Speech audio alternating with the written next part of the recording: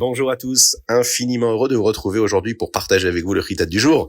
Aujourd'hui nous sommes le Yutret Kislev, 18 Kislev 5786, le Yom Sheni, lundi de la Parashat Vayeshev, et aujourd'hui, veille du 19 Kislev, nous avons des forces phénoménales à prendre en ce jour-là, puisqu'à partir de Mincha déjà nous ne dirons pas Tachanoun pour célébrer cette magnifique fête, le Rosh Hashanah de la Chassidoute.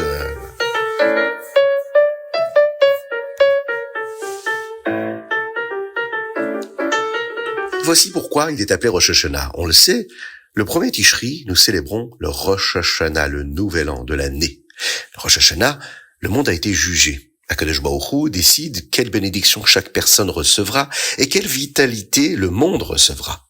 Le 19 Kislev, le monde est aussi jugé. Hachem décide quelle mesure de chassidut chaque personne recevra, quelle vitalité cela apportera à sa avodat Hachem, à son service de Dieu. Le jour de Rosh Hashanah, Adam Arishon est né, le premier homme est né. L'œuvre importante de faire du monde une demeure pour Akadosh Baruch Hu ici-bas, dit Rabbi Tartonim, a pu commencer, puisque l'homme est né. Le monde a été créé pour que l'homme puisse travailler. À Yudet Kislev, il a été décidé dans les cieux que la chassidoute pouvait être partagée avec tout le monde. Désormais, après la libération du Rabbi Shneur Zalman de Liadi de prison, l'œuvre essentielle de chacun d'entre nous sera donc de préparer le monde pour la venue de Mashiach grâce à l'enseignement de la profondeur de la Torah, la Pnimiut Torah. À Rosh Hashanah, c'est le moment spécial pour chacun d'entre nous qui nous est offert pour accepter Hachem comme notre roi, ce que nous appelons le fait de recevoir le joug de la royauté céleste. Kabbalatol Malchut Shamayim, c'est le jour où nous décidons que tout dans notre vie sera fait selon le Ratzon Aboré, la volonté du Créateur. Le jour du Yutet Kislev, c'est un moment spécial pour accepter de vivre selon les enseignements de la Chassidoute. Nous décidons d'accomplir la volonté de Dieu avec une bonne kavana, telle qu'elle est enseignée par la Chassidoute. Le jour de Rosh Hashanah, après l'office du soir, nous nous souhaitons chacun les Shana Tova, Tikatev, Vetechatem. Que vous soyez inscrits et scellés pour une bonne année. Eh bien, Yutet Kislev, nous nous souhaitons qu'Akadosh Baruch Hu nous accorde le succès dans l'étude de la Chassidoute, dans l'action de la Chassidoute, dans le comportement chassidique. Et plus nous bénissons les autres, plus Hachem nous bénira de la même manière. Donc on peut d'ores et déjà se souhaiter Shana Tova, ou en tout cas une bonne et une douce année.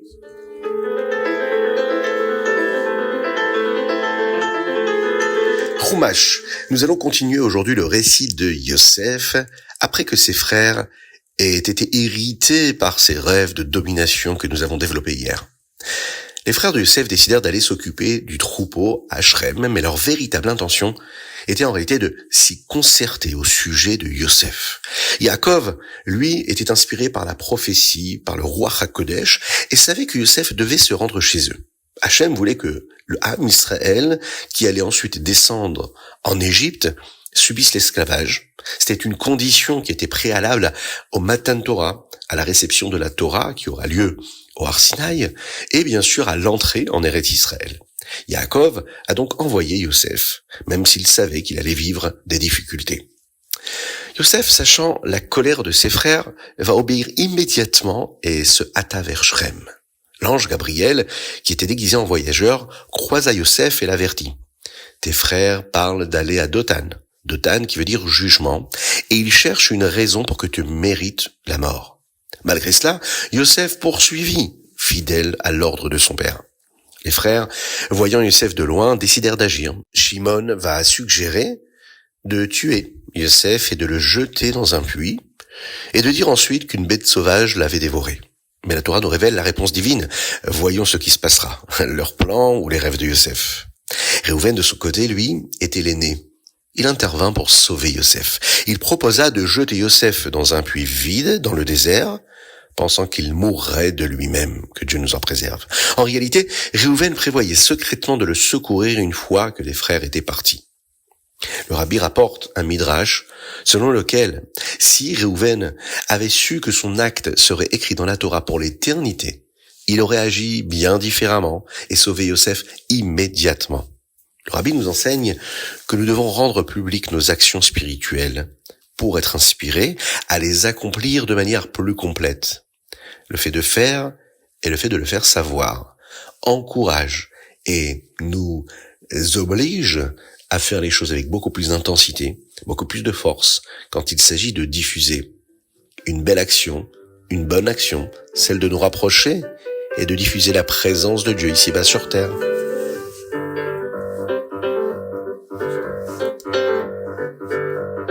Teilim. Aujourd'hui, nous lisons du 88 au 89. Nous lisons le Teilim Pechet et le Teilim Petet. Il y a un verset très important aujourd'hui dans notre Teilim. Asher erfu oivecha Hashem, asher erfu ikvot meshichecha. Tes ennemis t'ont outragé. Akadosh Baruch Hu. Ils ont outragé les traces de ton Mashiach, de cette personne qui a été oint. Ce verset illustre les deux types d'ennemis que les Bachorim de la Yeshiva, les étudiants de la Yeshiva Tomchet Mimim, qui a été fondée par le Rabbi Shalom Dovber, doivent, eux, combattre. Première chose, ils doivent combattre ceux qui outragent Dieu, ceux qui rejettent l'observance de la Torah et des mitzvot. Deuxièmement, ils doivent combattre ceux qui outragent les traces de Mashiach, c'est-à-dire ces juifs-là qui observent la Torah, mais rejettent l'urgence et l'enthousiasme pour la venue de Mashiach.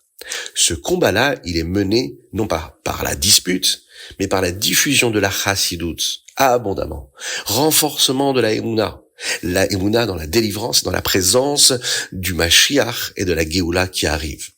Le Rabbi a souligné que chaque rencontre avec un autre juif doit être une occasion pour partager ce mot de chassidout, pour partager cette urgence-là, cette vitalité, cette joie véritable, cette lumière que l'arrivée de Mashiach apportera au monde. C'est un sujet qui doit être partagé, qui doit être vécu dans une pleine conscience de réalité réelle. Oui, celle de partager la venue de Mashiach, Be'ezrat Hashem, qui arrive à grands pas.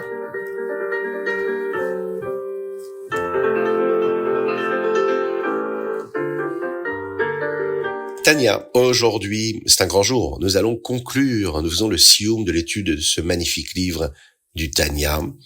Et nous allons parler de Tfila, d'étude et de Tchouva. Tfila, Tchouva et bien sûr l'Imoud Torah.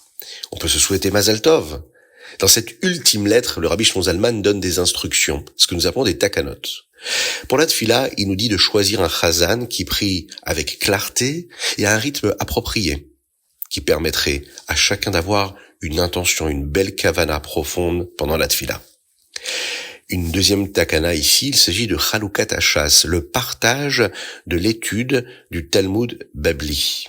Chaque chassid doit prendre en charge l'étude d'une partie du Talmud, une Masechet, pour compléter l'intégralité du Shas chaque année à partir de Yutet Kislev. Et enfin, nous parlons ici de la Tchouva. Puisqu'il est difficile de jeûner, il y a une voie alternative qui est de connaître parfaitement les lois de Shabbat. Car celui qui maîtrise les lois de Shabbat est pardonné pour toutes les fautes qu'il a pu commettre.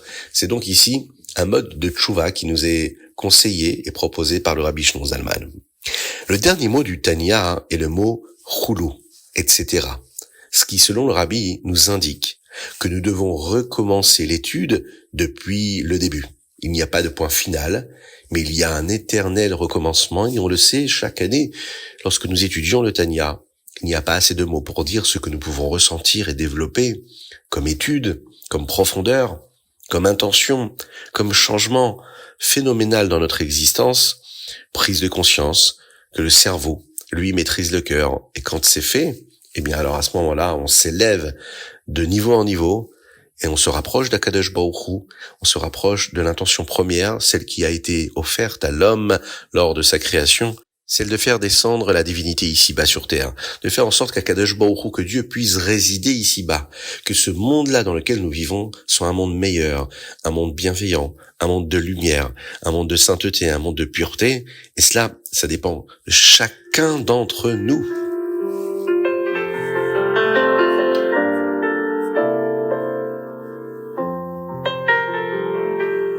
Hayom Yom.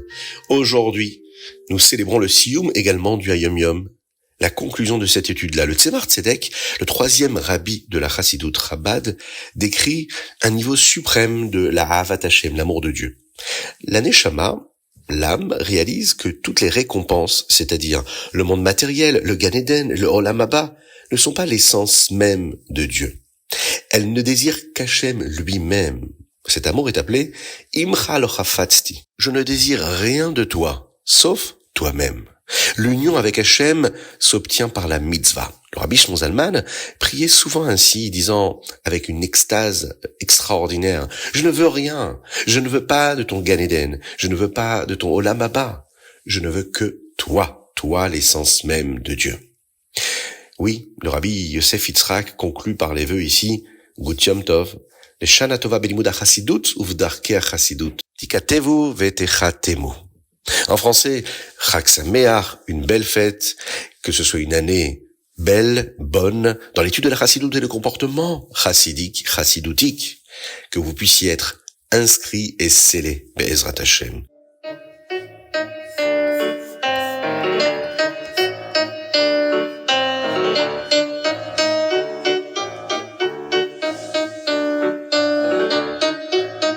Rambam aujourd'hui, nous sommes toujours dans les lois qui concernent les shluchim, les émissaires et les associés. Chapitre 5.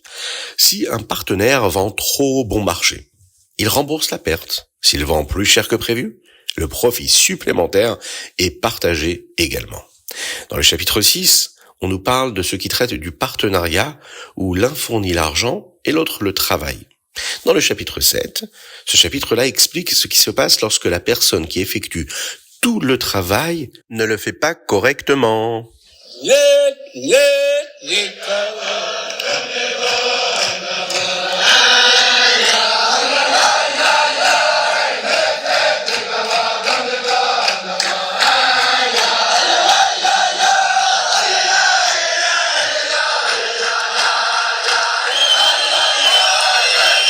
Et nous concluons donc ce chitat avec magnifique nigun du Rabbi de Lubavitch, chanté par lui-même, vous avez pu l'entendre, lors d'un Farbrengen de 19 Kislev, c'était le 21 décembre 1986. 19 Kislev, 5747. Je vous invite d'ailleurs à profiter de ces moments-là, du 19 et 20 Kislev, pour aller regarder un beau Farbrengen du Rabbi de Lubavitch que l'on peut retrouver sur Internet. Voir et ressentir la joie véritable, la profondeur de ces enseignements qui étaient développés pendant ces moments si intenses de célébration du 19 Kislev, du 20 Kislev. Que Dieu vous bénisse pour cela. Je vous invite d'ailleurs à partager le chitat, à rejoindre la volonté du Rabbi de Lubavitch de diffuser la chassidoute, de se rapprocher encore un petit peu plus d'Akadosh Baruch Hu dans la joie véritable. Soyez pour cela bénis dans tous les domaines, matériel et spirituel à l'infini. Toutes les brachot que vous souhaitez, et Be'ezrat Hashem, l'avenue de Mashiach, maintenant.